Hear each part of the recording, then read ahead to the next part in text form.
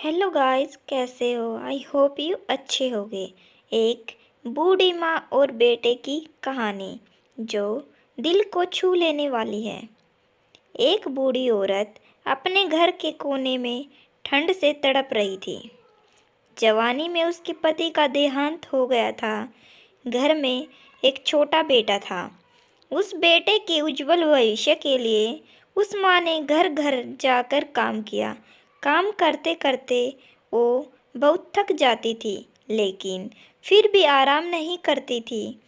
वो सोचती थी, जिस दिन बेटा लायक हो जाएगा उस दिन आराम करूँगी। देखते देखते समय बीत गया। माँ बूढ़ी हो गई और बेटे को अच्छी नौकरी मिल गई।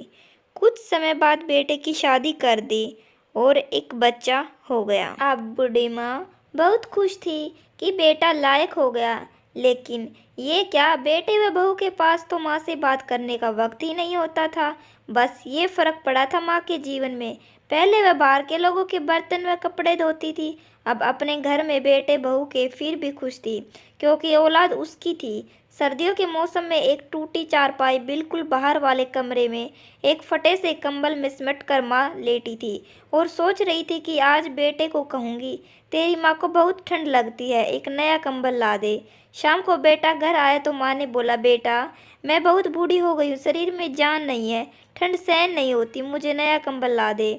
तो बेटा गुस्से से बोला, इस महीने घर में राशन, बच्चे के एडमिशन में बहुत खर्चा हो गया है, कुछ पैसे हमें तुम्हारी बहू की शॉल लाना है, बाहर जाती है वो, तुम तो घर में ही रहती हो, सहन कर लो, अगले साल ला दूंगा। बेटे की बात सुनकर माँ चुपचाप सिमट कर कंबल में सो गई। अगली सुबह देखा तो माँ दुनिया में नहीं रही। सब रिश्तेदार पड़ोसी एकत्रित हुए। बेटे ने माँ के अंतिम संस्कार में कोई कमी नहीं छोड़ी। माँ की बहुत अच्छी आरती सजाई, माँ को बहुत महंगी शॉल ला कर उड़ाई। सारी दुनिया अंतिम संस्कार को देखकर कह रही थी, हमको भी हर जन्म में भगवान ऐसा ही बेटा मिले। मगर उन लोगों को क्या पता था कि मरने के बाद भी एक माँ तड़प रही है उसी एक कंबल के लिए।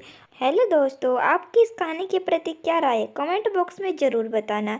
कहानी अच्छी लगी तो चैनल को लाइक, शेयर और सब्सक्राइब करना नहीं भूलना। चैनल पर नए हो तो चैनल को ज़रूर सब्सक्राइब करना।